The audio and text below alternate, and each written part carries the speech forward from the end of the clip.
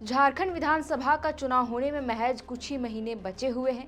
वहीं अब विधानसभा चुनाव के लिए भाजपा ने प्रत्याशियों का चयन करना शुरू कर दिया है और बहुत जल्द भाजपा कई सीटों के लिए पहली लिस्ट भी जारी कर सकती है।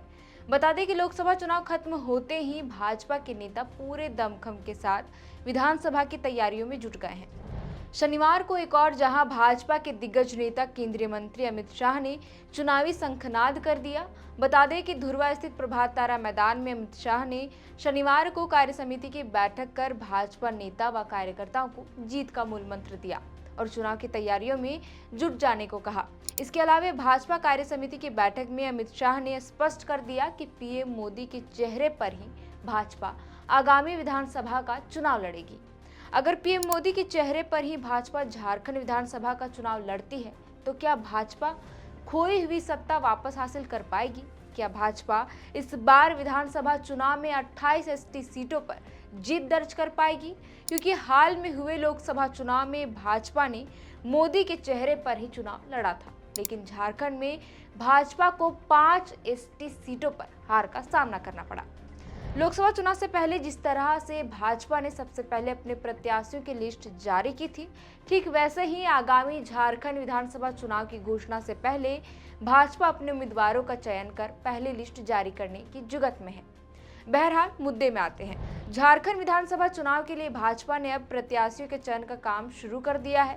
बीते कुछ दिन पहले भाजपा के राष्ट्रीय संगठन महामंत्री बीएल संतोष, चुनाव प्रभारी केंद्रीय कृषि मंत्री शिवराज सिंह चौहान, असम के मुख्यमंत्री हिमंता बिस्वा शर्मा ने प्रदेश अध्यक्ष बाबूलाल मरांडी और उनकी टीम के साथ बैठक कर प्रत्याशियों के लिए मापदंड तय कर लिया है।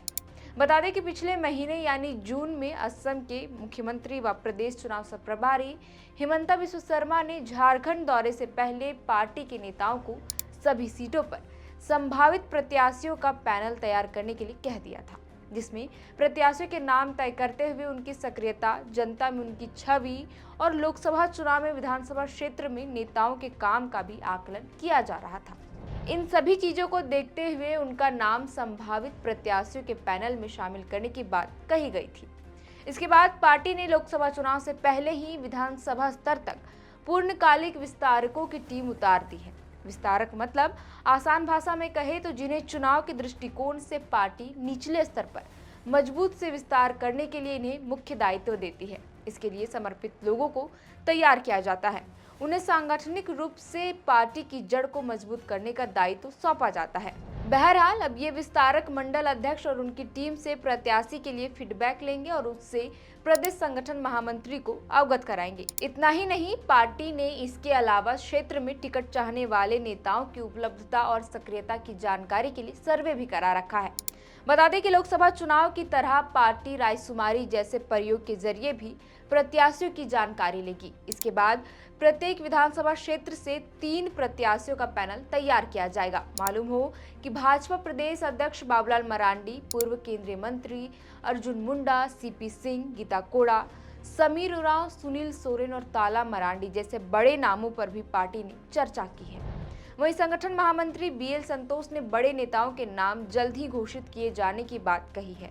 बहरहाल शनिवार को केंद्रीय मंत्री अमित शाह के साथ भाजपा कार्य समिति की बैठक हो गई है।